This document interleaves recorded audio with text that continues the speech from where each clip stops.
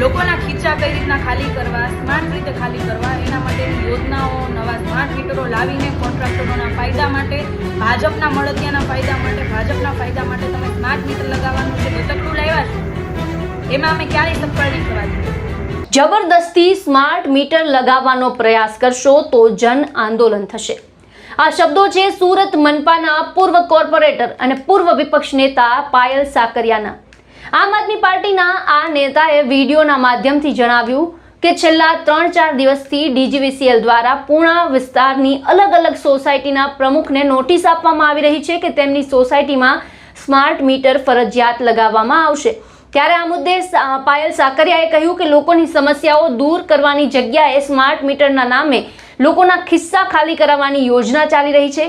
નવા smart meter લાવી contractor, ભાજપના મળતિયાઓ અને ભાજપને ફાયદો પહોંચાડવાનો આખો પ્રયાસ થઈ રહ્યો છે, જેને અમે ક્યારેય સફળ નહીં થવા દઈએ। શું કહ્યું છે પાયલ સાકરિયાએ, સાંભળો। જય શ્રી કૃષ્ણ, હું પાયલ સાકરિયા। છેલ્લા 3-4 દિવસથી ડીજીવીસીએલ દ્વારા પૂણા વિસ્તારની અલગ અલગ સોસાયટીના પ્રમુખોને નોટિસો આપવામાં આવી રહી છે કે સ્માર્ટ મીટરો તમારી સોસાયટીમાં કમ્પલસરી લગાવવામાં આવશે।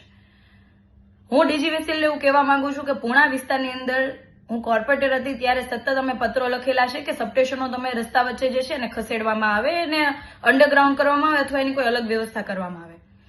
ડીજીવીસીએલ દ્વારા રસ્તા વચ્ચેના સબસ્ટેશનો ખસેડાતા નથી, ડીજીવીસીએલ દ્વારા થાંભલાઓ ખસેડાતા નથી, પૂરો પાવર આપી શકાતો નથી, અઠવાડિયામાં કાપ હોય છે, મહિનામાં 4 વખત કાપ આપવામાં આવે, પૂરી વીજળી પ્રોવાઈડ કરી શકાતી નથી। પણ લોકોના ખીચા કઈ રીતના ખાલી કરવા, સ્માર્ટ રીતે ખાલી કરવા, એના માટેની યોજનાઓ, નવા સ્માર્ટ મીટરો લાવીને કોન્ટ્રાક્ટરોના ફાયદા માટે, ભાજપના મળતિયાના ફાયદા માટે, ભાજપના ફાયદા માટે તમે સ્માર્ટ મીટર લગાવવાનું જે ગતકડું લાવ્યા છો એમાં અમે ક્યારેય સફળ નહીં થવા દઈએ। જો મનમાં કોઈને એવો વેમ હોય કે પૂણા વિસ્તારની દિવાલ ધરાશાયી થઈ ગઈ છે, કોર્પોરેટરો હારી ગયા છે, હવે પૂણા વિસ્તાર માટે અવાજ ઉઠાવવાવાળું કોઈ નથી, તો એવો મનમાંથી વેમ કાઢી નાખશો। જીતેલા લોકો ભલે અવાજ નહીં ઉઠાવે, જીતેલા લોકો ભલે લોકો વચ્ચે નહીં રહે, પણ અમે લોકોની વચ્ચે હતા, છીએ અને હંમેશા રહીશું। લોકોનો અવાજ હંમેશા ઉઠાવશું, લોકોની સાથે એમની મજબૂત દિવાલ બનીને ઉભા રહીશું। મારા વિસ્તાર એટલે કે પૂણા વિસ્તારની અંદર ક્યાંય પણ ભાજપને સ્પષ્ટ કહેવા માંગુ છું કે તમારી આ એજન્સી કે તમારા મળતિયાઓને ફાયદા કરાવવા માટે સ્માર્ટ મીટર લગાવવા માટે કોઈ જોર જબરદસ્તી કરવામાં ના આવે।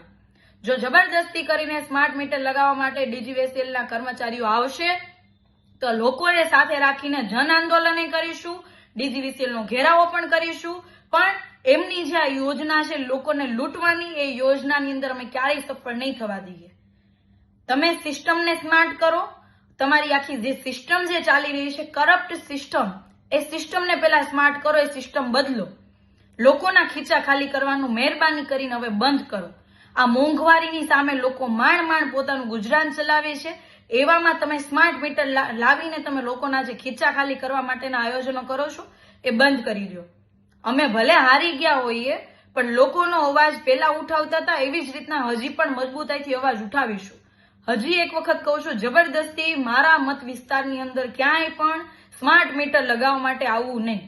જો જબરદસ્તી સ્માર્ટ મીટર લગાવવા આવશો તો જન આંદોલન લોકોને સાથે રાખીને કરીશું। જય હિન્દ।